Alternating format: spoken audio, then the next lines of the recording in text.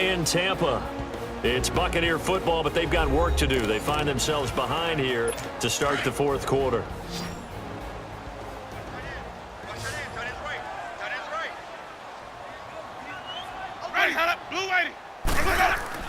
A first down throw for Winston. And break, the tight end's got it.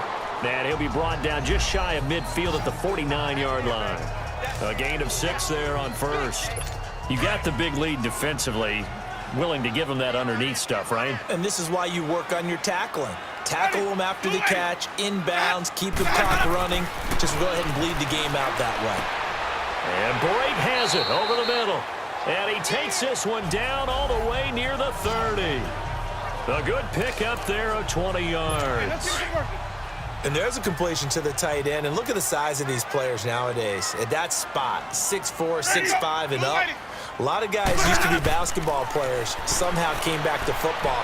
That's really good for the game of football. You're getting better athleticism, great hand-eye coordination, guys who know how to control their bodies when they run their routes. And now a throw on first down there, but it's incomplete.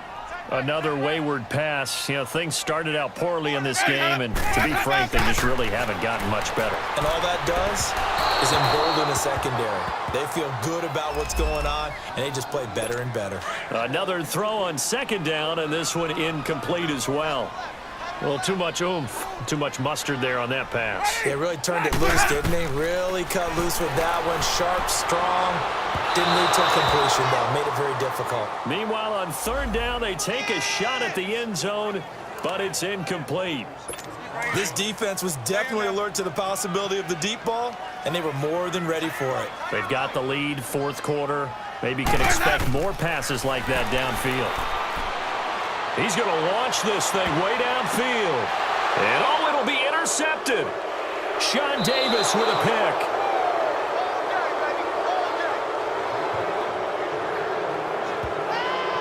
This spot in the fourth quarter with that deficit, had to throw the football. Unfortunately, there's the risk of big turnover. And you know you're going to be throwing against nickel, dime, all sorts of exotic defenses, but you have to do it anyway. Ordinarily, you might want to run the football a little bit, try and get them out of it. But as you noted, this time of the game, this point on the clock, had to throw it. The Steelers offense now, they head back onto the field. And they're hoping to redo their efforts in the last drive when they got into the end zone. And just think of what it's like now on the sideline, because when you score a touchdown, you have to go over and look at the tablet and see what you did on the last drive. When you scored points, it's a whole lot better view than when you're trying to figure out how to fix things there. Kendall Beckwith on the stop. Well, Brandon, pace comes into play now because they've got the advantage. They've got the football, but they've got to be very careful about what speed they're going to play. You know, my music teacher back at New Paltz, Mrs. Bifema Bagley, used to say, don't go prestissimo when you really want to go largo. And what she meant by that is don't go too fast when you really want to go at a nice, slow, deliberate pace. I am speechless. I am without speech. They'll try and run for it with Bell. Give him 6 yards, and they do convert on third. Brandon, when a defense just simply can't get off the field on third down, and we all know how important that down is for both sides of the ball, you often feel like you're just a step behind whatever they're doing offensively. And one of the differences in this game, now Ben hit, and he lost the football. It's loose.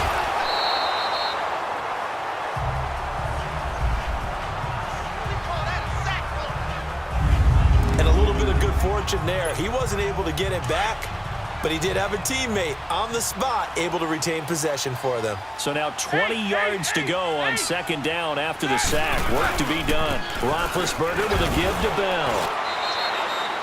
It was Jason Pierre-Paul who was able to get him down. The fourth quarter here, they've got the lead. They want to keep it on the ground. That's what they're doing. Smart football. Keep the clock grinding. Keep it going. But you got to figure now, they're going to see more people stacked up at the line of scrimmage as they try and bleed it out. So the Steelers with the football as we get you reset. And let's see what they've come up with offensively after having time to talk it over. Now Ben on third and long. Got his man complete over the middle. It's Brown. And now running right through it. Antonio Brown, kiss him goodbye. And into the end zone. Touchdown, Pittsburgh. Antonio Brown, 76 yards. And the Steelers are going to add on to their lead. Now it's looking incredibly likely to be a 3-0 start to this season. That is obviously excellent. 2-0 is one thing. 3-0, you really have some momentum. And now they're serving notice to the rest of the league that they're a pretty darn good football team. Confident, aggressive, attacking at all times. This looks like a team that you're going to have to deal with. And guess what? Behind closed doors, they're trying to figure out ways to get better. Still an important piece of business to take care of, the extra point. Boswell good with the extra point, and the decision to just kick the extra point winds up successful. Boswell on now to kick this one away. This will be taken to the back of the end zone. And no run back here. This will be a touchback, and it comes out to the 25-yard line. Now the Buccaneers offense gets ready to head back onto the field. They've lost this one. Their offense has struggled. Do they try to put together something here at the end just to take into next week? Yeah, sometimes teams want to do that and coaches want to. I remember one time I was on a team and we were losing late in the game like this, and you knew it was lost. It was over, right? And the coach called a running play and pretty much said to everyone, I want to see something executed well before we get out of here. And that was the message to the team. Just something to build on. Just something to build on, get it done, and maybe we can look at that and say, we'll get better as we go forward. Throwing on first down, but this one winds up to be incomplete.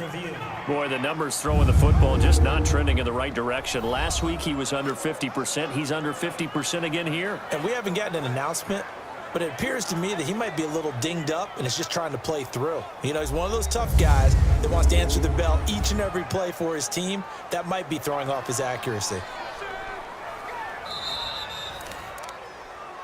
After review of the play, the running on the field is reversed. This challenge was initiated by the guys in New York. Taking a look at the play, less than 2 minutes to go. Yeah, I'm sure the coach wanted to challenge it, so he's probably going to send the New York office a holiday card. Now the Bucs going to use the first of their timeouts as he'll talk it over here before what will be an important third down. Ready. They'll throw again. Winston. He's got Evans. And he takes it down deep into Pittsburgh territory. And that one results in 35 yards. From the red zone now, Winston. Over the middle, and it's incomplete. Charles Sims, the intended target. And that'll bring up second down. The touch and time are critical for those types of throws. He put a lot of zip on that one. Needed just a little bit more finesse trying to get it to his back. A second down throw for Winston. Oh, it's a screen pass. That's complete. And they go the wrong way here. Knocked back to the 20. They'll wind up losing 3. And now it's third down. To the air again with Winston. He's going to let it fly. And a shot taken on third down, unsuccessful. Fourth down now. Try and get it all back with one big shot right there, but even if successful, that doesn't get them all the way back to where they need to be. Can't totally abandon throwing the ball underneath as well. Oh, they get to the football. It's blocked. Well, that field goal block pretty much sums up the day for them, doesn't it? Boy, it really does. What's the word we often use? Symptomatic. It's just been a sign of how this one's gone. Give a lot of credit to the guys who got in and blocked the kick. They've had the advantage all game. They continue to press it. They'll start out on the ground with Bell. And he was able to shed the tackle, but the reserves come in for the stop. 2 yards on the pickup there. It'll be 2nd and 8. That's it. That's what you want. Straight ahead positive gain. Just keep that clock ticking. Again, it's Bell. A very tough run, but for a short gain out near the 32. It was Eric Reed in on the stop. Well, if you're a football guy, that's a pretty run because everyone is in sync right there. Obviously, the guy carrying the ball, but how about the people up front? Leverage, athleticism, they created some nice space for him. On third down, here's Bell. Oh, and now he bowls him over. And getting this just shy of midfield, they'll spot it at the 49. Well, Charles, the forecast called for rain throughout the entire game, and we got rain throughout the entire game. But these two teams, they had fun getting dirty out there. They love the slop. Did you trust the forecast ahead of time? Are you one of those guys that's skeptical about it, or did you trust it? But when I saw just a big blob of green on the radar, I said, okay, let's trust. Yeah, and that's why I'm glad you took my advice. Got your notes laminated, because, you know, open-air booth, that rain can affect us as well, although not as much as the guys on the field. But let's face it, it's kind of fun to watch these types of games, isn't it? It is. By the way, how impressive is it that you travel with a laminator? I didn't even know there was a portable laminator. The things that you learn. Golly, wise beyond his years. So for Pittsburgh, it's an ideal start as they move to 3-0 now on the young season. And they'll head back home next week to take on the Baltimore Ravens. Meanwhile, for the Buccaneers, the early struggles continue as they'll sink to 0-3. And they'll try and turn things around next week as they have a date at Soldier Field with the Chicago Bears.